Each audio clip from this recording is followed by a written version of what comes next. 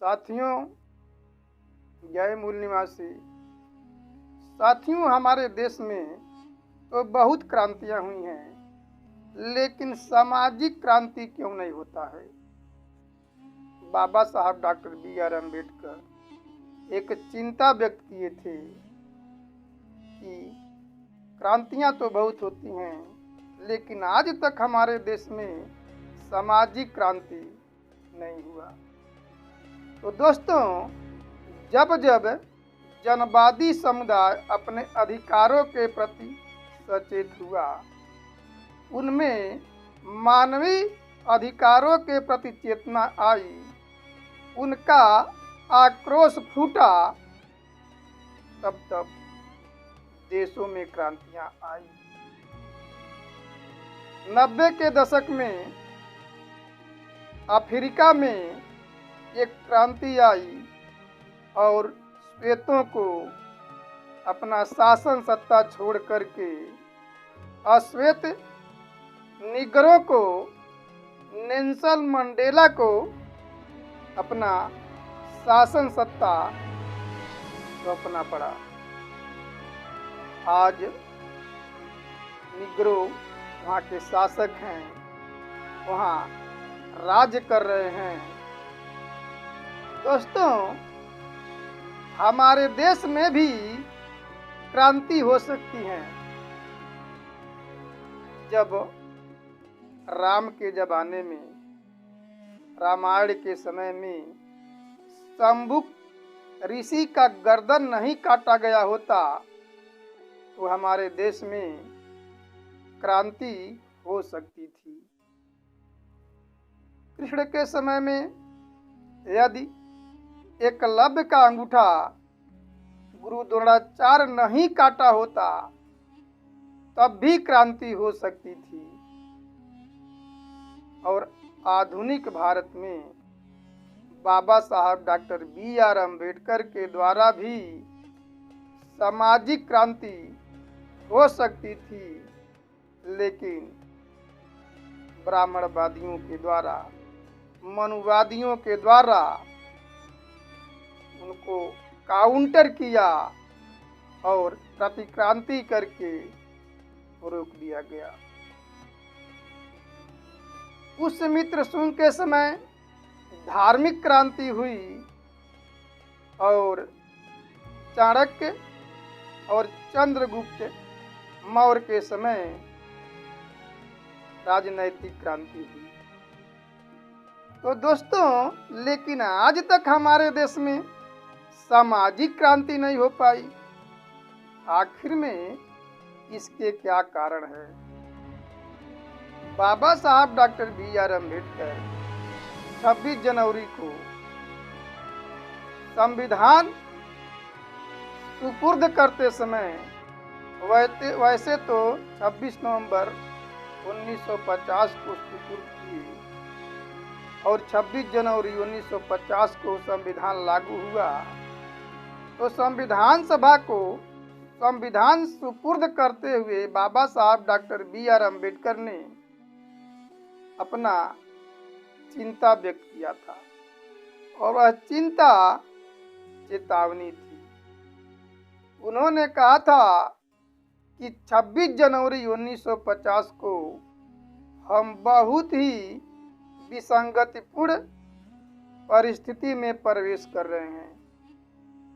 राजनीति में तो हमें समानता का अधिकार मिल रहा है, क्योंकि राजनीति में वन वोट और वन मैन का सिद्धांत है।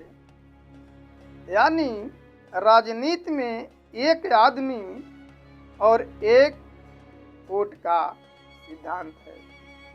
चाहे अछूत हो या ब्राह्मण हो, सभी लोगों को एक वोट देने का अधिकार मिला है। इसलिए हमें राजनीति में तो समानता मिल रही है, लेकिन वहीं सामाजिक और आर्थिक जीवन में हम घोर असमानता में जी रहे हैं। आज भी समाज में ऊंच नीच, छुआछूत, भेदभाव, कर्मिक असमानता है, यानी आज भी समाज में गैर बराबरी है। उसी प्रकार से आर्थिक जीवन में भी जो जातियां जिस अनुपात में ऊंची नीची हैं, उसी अनुपात में अमीर और गरीब भी हैं। यानी हमको न तो आर्थिक समानता मिली और न ही सामाजिक समानता मिली। बाबा साहब डॉक्टर बी.आर. अम्बेडकर तो कहे थे कि ऊंच नीच की खाई पाट करके समता मूलक समाज की स्थापना करना, लेकिन आज तक समता मूलक समाज की स्थापना नहीं हो पाया। तो फिर बाबा साहब कहे थे कि जितनी जल्दी हो सके हमें ये सामाजिक और आर्थिक असमानता को समाप्त करना होगा, क्योंकि आप कब तक सामाजिक और आर्थिक असमानता को बर्दाश्त करते रहेंगे। ये जो सामाजिक और आर्थिक असमानता से पीड़ित जो लोग हैं, वे लंबे समय तक यदि बर्दाश्त किए तो लोकतंत्र खतरे में पड़ जाएगा। बाबा साहब कहे थे कि जितने जल्दी हो सके उतने जल्दी ये सामाजिक और आर्थिक असमानता को समाप्त कर दो, नहीं तो सामाजिक और आर्थिक असमानता से सताए हुए लोग एक दिन उठेंगे, जागेंगे और इस लोकतंत्र को उखाड़ देंगे। ये बाबा साहब डॉक्टर बी.आर. अम्बेडकर अपना चिंता और चेतावनी व्यक्त किया। आज जो है वो सत्य साबित होता दिखाई दे रहा है कि आज भी हमारे देश में सामाजिक असमानता और आर्थिक असमानता व्यापक पैमाने पे है। गरीब और ज्यादा गरीब हो रहा है और अमीर और ज्यादा अमीर होता जा रहा है, यानी अमीरी और गरीबी की खाई बढ़ती जा रही है। दोस्तों, इसके लिए बाबा साहब डॉक्टर बी.आर. अम्बेडकर ने जो सामाजिक क्रांति का बीज रोपण किया था, सामाजिक क्रांति हो सकती थी, लेकिन ब्राह्मणों ने मनुवादी व्यवस्था के तहत उनको काउंटर किया और पुनः हमारे देश में ब्राह्मणवादी व्यवस्था आ ही गया है अप्रत्यक्ष रूप से। आज हमारे देश में अप्रत्यक्ष रूप से मनुस्मृति भी लागू है। मूल निवासी बहुजन समाज के लोग एक क्यों नहीं हो पाते? क्योंकि ब्राह्मणों के मनुवादी व्यवस्था के द्वारा जो वर्ण व्यवस्था और फिर वर्ण व्यवस्था में जाति व्यवस्था बनाई गई है, जिसमें मूल निवासी बहुजन समाज के लोगों को हजारों जातियों में बांटा गया है। 6,743 जातियों में बांटा गया है और सभी जातियों में 7-7 उपजातियां बांटी गई। हमारे लोग में एकता नहीं हो पाती है, जिसके कारण हमारे देश में सामाजिक आंदोलन नहीं हो सकता। दोस्तों, 16 नवंबर 1992 को मंडल के तहत जब पिछड़े जातियों को आरक्षण मिलना शुरू हुआ, SC/ST के जैसा आरक्षण अर्थात भागीदारी मिलना शुरू हुआ, तो OBC के लोग, पिछड़े के लोग और अछूत लोग लामबंद होने लगे। और जब लामबंद होने लगे तो कई राज्यों में उनके मुख्यमंत्री बने, क्योंकि मान्यवर कांशीराम साहब जी ने बाम सेप बना करके मूल निवासी बहुजन समाज के लोगों में जागृति लाने का काम किया।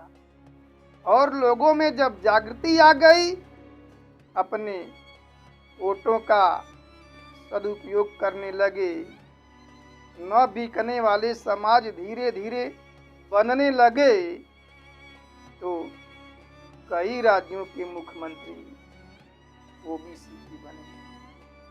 मुलायम सिंह यादव, लालू यादव, शिबू सोरेन, अजीत जोगी, अर्जुन मुंडा, राबड़ी देवी, तमाम जो है कि ओबीसी के लोगों में कई मुख्यमंत्री बने। मायावती 4-4 बार बनी।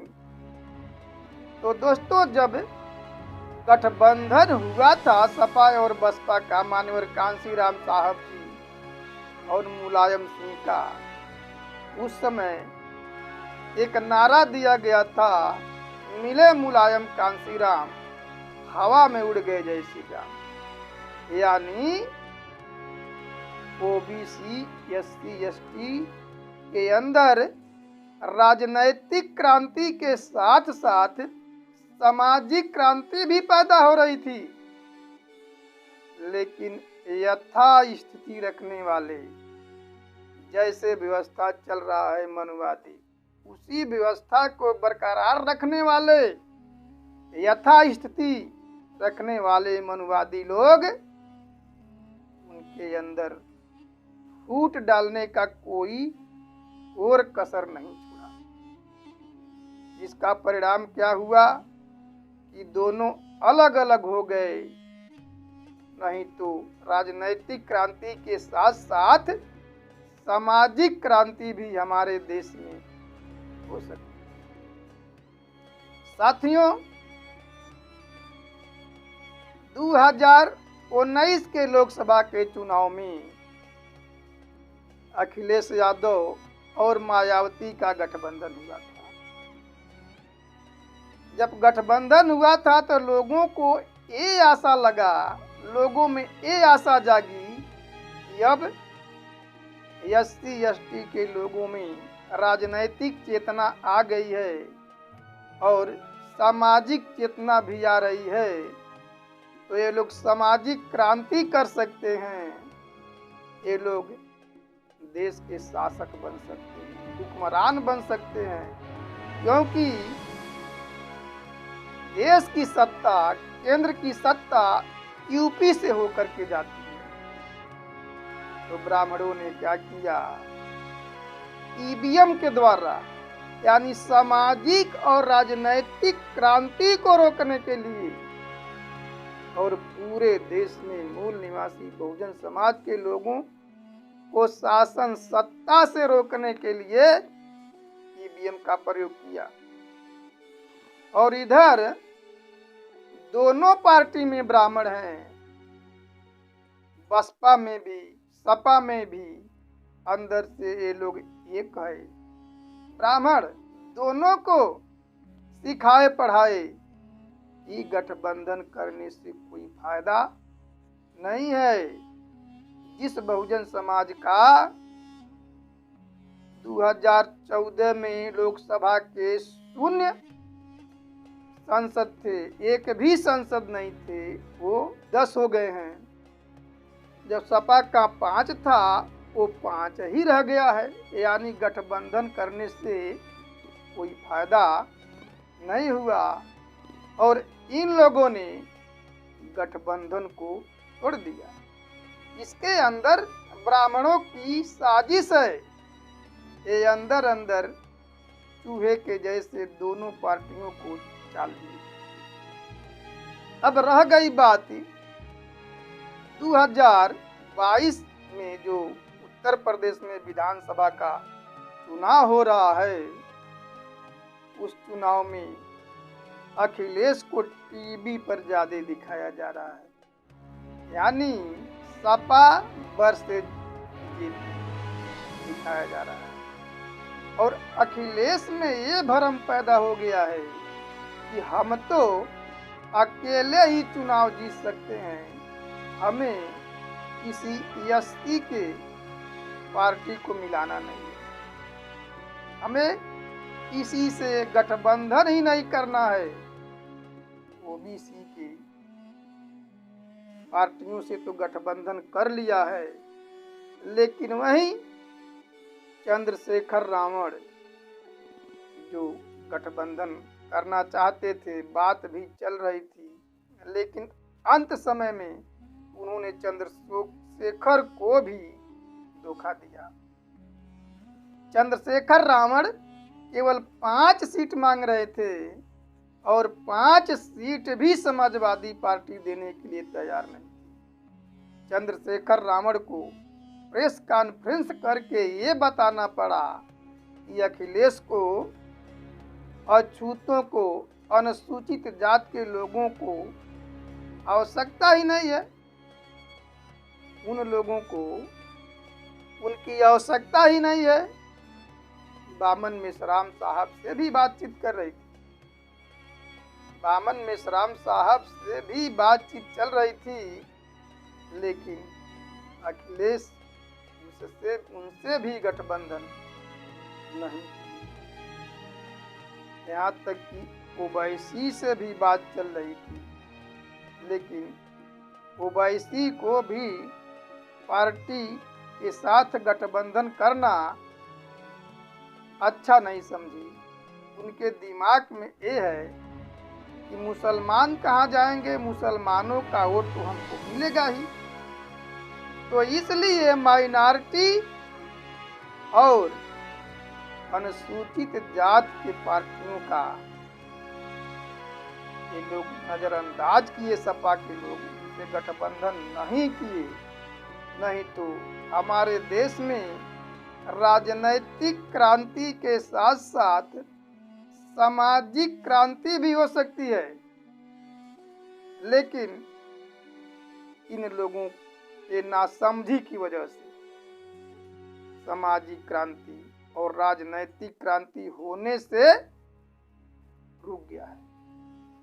दोस्तों, क्योंकि अभी ये सपा और बसपा उत्तर प्रदेश में स्थापित पार्टियां हैं, तो फिर हमको घबराने की जरूरत नहीं है, चिंता करने की आवश्यकता नहीं है, क्योंकि भारत मुक्ति मोर्चा जो है ये हमारे देश में सामाजिक क्रांति का बिगुल बजा दिया है। सामाजिक क्रांति हमारे देश में उकर के रहे। इसमें ये जो पिछड़े जात के नेता हैं, जो लीडर हैं, जो अलग अलग चुनाव लड़ रहे हैं, एक होकर के नहीं लड़ रहे हैं, एनडीए और यूपीए के जैसा एक संगठन नहीं बनाए, अलायंस नहीं बनाए, लेकिन वामसेप के राष्ट्रीय अध्यक्ष बामन मेश्राम साहब जी ने एक अलायंस बना लिया है और उसी का परिणाम ये होगा कि इस चुनाव में किसी को भी पूर्ण बहुमत की सरकार बनते हुए दिखाई नहीं दे रहा है। ये परिणाम आने वाला है। जो अखिलेश यादव को घमंड हो गया है वो अब चकनाचूर हो जाएगा, क्योंकि उनको ये नहीं मालूम है कि बामन मेश्राम का एक बहुत बड़ा हर एक प्रदेश में, हर एक जिले में, हर एक तहसील में, हर एक ब्लॉक में, हर एक गांव में संगठन का जाल है। ये कोई छोटा मोटा संगठन नहीं है। इसका जाल अंतर्राष्ट्रीय स्तर तक का है। 60 देशों में इनका संगठन है और ये संगठन राजनैतिक नहीं बल्कि सामाजिक है और सामाजिक आंदोलन के लिए ये काम कर रहे हैं, क्योंकि हमारी समस्या तो समाज में है, इसका समाधान हम राजनीति में ढूंढते हैं। राजनीति से केवल अपने जनप्रतिनिधि को बदला जा सकता है। अपने जनप्रतिनिधि को बदल करके सत्ता परिवर्तन किया जाता है, लेकिन याद रहे कि सत्ता परिवर्तन व्यवस्था परिवर्तन नहीं। तो ये जो वामसेप और भारत मुक्ति मोर्चा है, ये व्यवस्था परिवर्तन की लड़ाई लड़ रही है। यानी हमारे देश में सामाजिक क्रांति की लड़ाई लड़ रही है। बाबा साहब जो चिंता व्यक्त किए थे कि हमारे देश में सामाजिक क्रांति नहीं हो रही है, सभी प्रकार की क्रांतियां तो हो रही है, लेकिन सामाजिक क्रांति होती हुई नहीं दिखाई दे रही है। तो फिर अब चिंता करने की कोई बात नहीं है, क्योंकि हमारा सामाजिक क्रांति के लिए प्लेटफॉर्म तैयार है, भारत मुक्ति मोर्चा है। बस आवश्यकता है कि इसे 6000 गांवों तक पहुंचाने का, और उन लोगों को ये बताना है कि अभी आप लोग केवल अंग्रेजों से आजाद हुए हैं, अंग्रेजों के गुलामी से आजाद हुए हैं, ब्राह्मणों के गुलामी से आजाद नहीं हुए हैं। आज भी आप गुलाम हैं। यानी गुलामों को उनके गुलामी का एहसास कराना है। जब गुलामों को उनके गुलामी का एहसास हो जाएगा, तो वह गुलामी के सभी जंजीरों को तोड़ करके बाहर आ जाएगा। और ये सामाजिक क्रांति बहुत जल्द ही होने वाला है।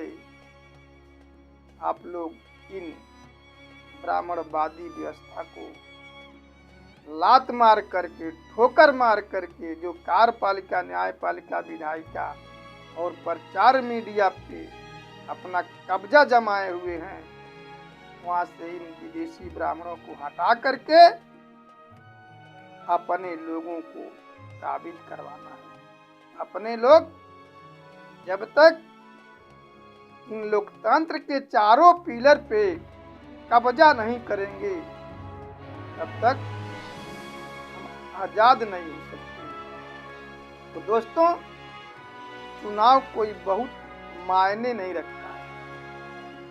चुनाव में हार जीत लगी रहती है, लेकिन जब तक हमारे देश में सामाजिक क्रांति नहीं होगा, तब तक अपना प्रधानमंत्री भी बन जाता है तो उसका कोई मतलब नहीं है, क्योंकि वह प्रधानमंत्री भी बन करके ब्राह्मणवादियों का तलवा चाटेगा। जिसको कैडर नहीं मालूम है, अपने समाज की परेशानी नहीं मालूम है, वो समाज के लिए कुछ नहीं कर सकता है।